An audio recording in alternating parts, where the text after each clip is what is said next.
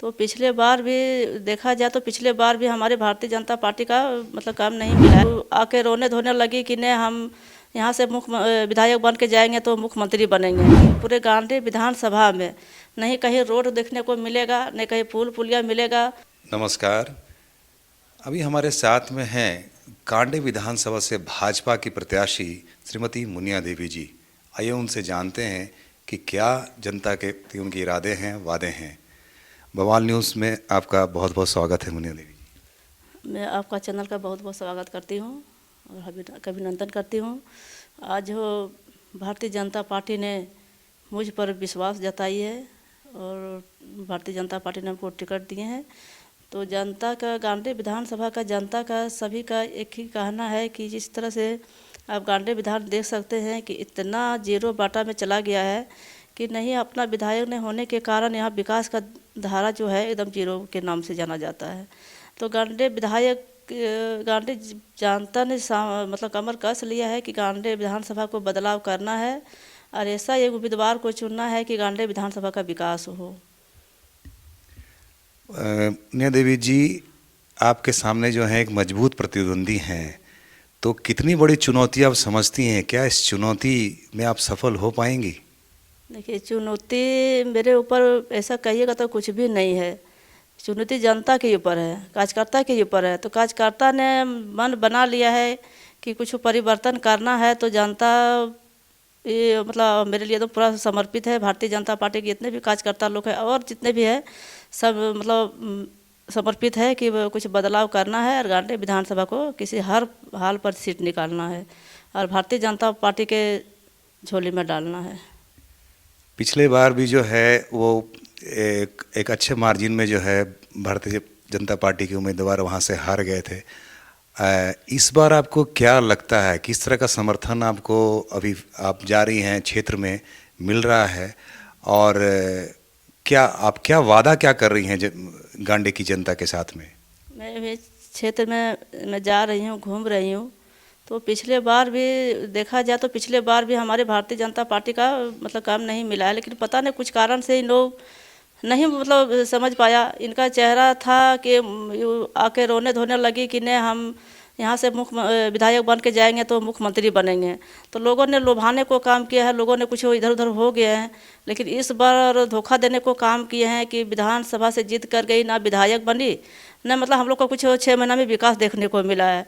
तो जनता ने इस बार मतलब पूरा मूड बना लिया है कि नहीं हमको मतलब अभी न लुभाने से नहीं लोभना है, उधर उधर नहीं भटकना है। और मैं बता देना चाहती हूँ कि मैं वहाँ का बेटी हूँ, गांधी विधानसभा का बेटी हूँ।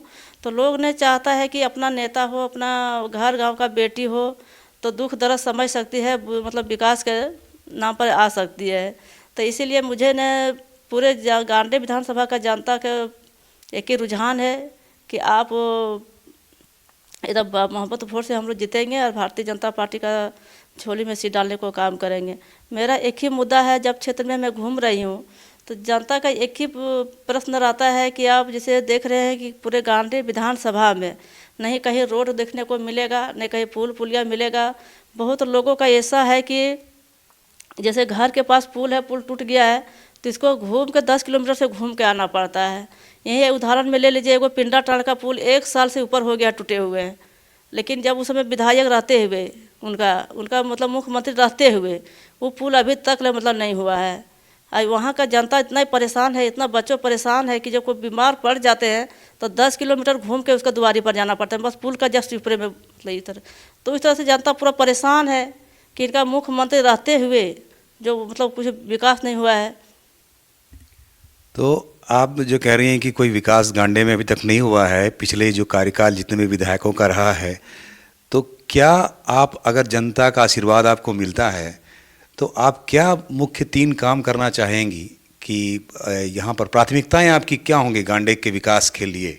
मैं सबसे पहले प्राथमिकता दूंगी गांधी विधानसभा के लिए कि जितने भी हमारे गांधी विधानसभा का सभी किसान वर्ग का लोग ज़्यादा करके रहते हैं, खेती से निर्भर रहते हैं। और खेती के लिए जो आप भी जान सकते हैं कि खेती लगाने में कितना मेहनत लगता है, कितना पैसा लगता है। तो लगाने के बाद इनको कष्ट नहीं रहने के कारण इनका सब्जी बर्बाद हो जाते हैं, और तुरंत तोड़ के इसको बेचना पड़ता है। एक दिन रह गया तो पूरा सड़ जाता है, सस्ते दाम में बेचना पड़ता है, तो सड़ता है तो फेंकना पड़ता है। तीनों को एक ही डिमांड रहता है कि इतना दिन सरकार रहा, हम लोग चिल्लाते रह गए, भोग चचाते रह गए, हम लोग को नहीं मिला अभी तक ले। तो पहला प्राथमिकता वो रहेगा।